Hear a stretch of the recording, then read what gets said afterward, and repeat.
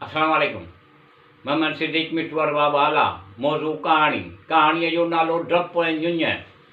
डपु जानी माली नुक़सान घाटो थियणु, शराब, भउ, ख़ौफ़। जुञ जानी माली फ़ाइदो नफ़ो थियणु, ढउ, भलाई, उमेद, जुञ, सिराब। पान नंबर 107।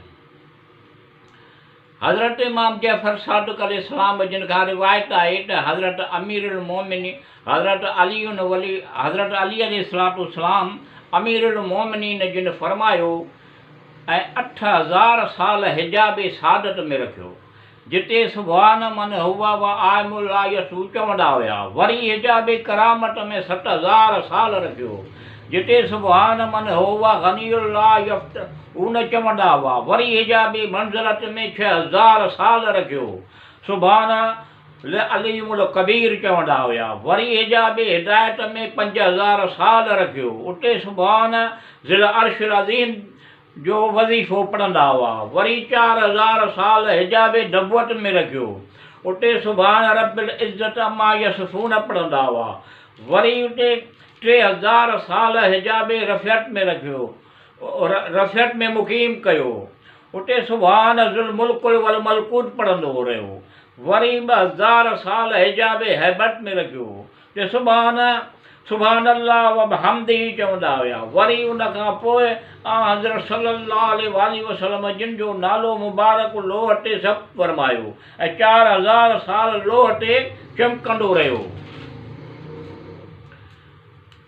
वरी हज़रत सल्लल्लाहु अलैहि वसल्लम जिन जो नालो अतहरे अर्श ते ज़ाहिर थियो ऐं साके अर्श ते ज़ब्त फरमायो, जिते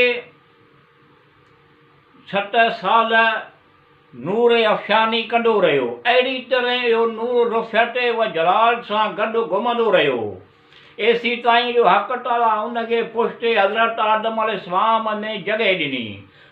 पोइ इहो मुंतलिक थींदो रहियो, हज़रत नूह अलैहिस्सलाम में पहुतो।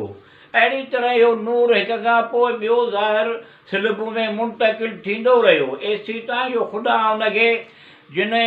ख़ुदा इनखे सलबे हज़रत अब्दुल्लाह बिन अब्दुल मुतलब में ज़ाहिर फरमायो ऐं उनखे 6 करामतुनि सां गिरामी कयो। उनखे पहिरान ख़ुशख़बरीअ जो पातो, उहे हैबत सां आरास्ता कयो, ताजे हिदायत सिरत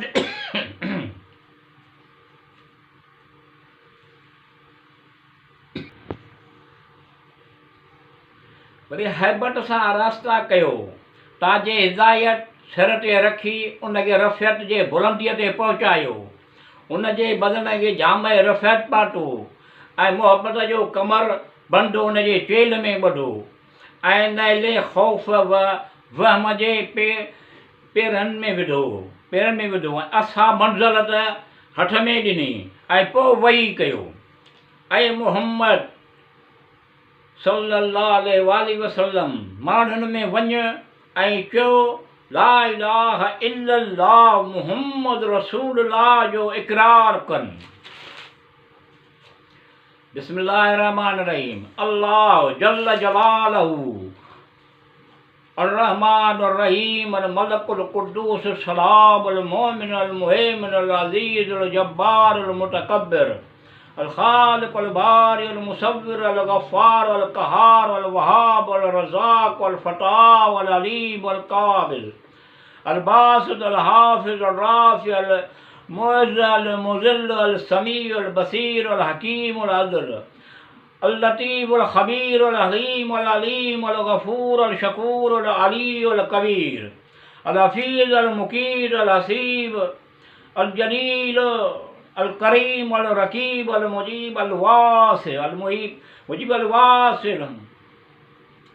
अल करीम अल वदूद अल मजीद अल बाइस अल शहीद अल हक़ अल वकील अल कवी अल मतीन अल वाली अल हमीद अल मुइज़्ज़ अल मुबदी अल मुअद्दी अल मुअबी अल मुईद अल मुईत अल हय्य अल क़य्यूम अल वाहिद अल माजिद अल वाहिद अल अहद अल समद अल क़ादिर अल मुक़द्दिर अल मुक़द्दिम अल मुअख़्ख़र अल अव्वल अल आखिर अल ज़ाहिर अल बातिन अल वाली अल मुताली अल बर्र अल तवाब अल मुंतक़िम अल गफूर अल अफू अल रऊफ अल मालिक ज़ुल जलाल अल मक़सद अल जामे अल गनी अल मुगन्नी अल मानी अल ज़ार अल बात अल बाफ़ अल रूफ अल नूर अल हादी अल बनी अल बाकी अल वात अल रशीद अल सबूर।